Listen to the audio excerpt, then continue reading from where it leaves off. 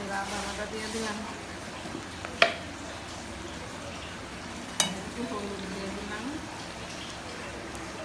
মরিচ, আর এই যে মুরগির মশলা, আর এই যে কাজু বাদাম, টক দই সব একখানে মিক্স করে এই যে দিয়ে দিলাম। সব একখানে মুরগির মশলা এই যে এটা হলো টক দই, এটা হলো কাজু বাদাম, পোস্তা বাদাম, সব বাদাম একখানা মিক্স করে,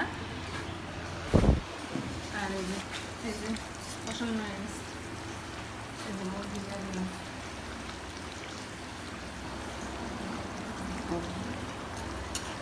মুরগির রোস রান্না, এই যে মুরগির রোস রান্না শেষ।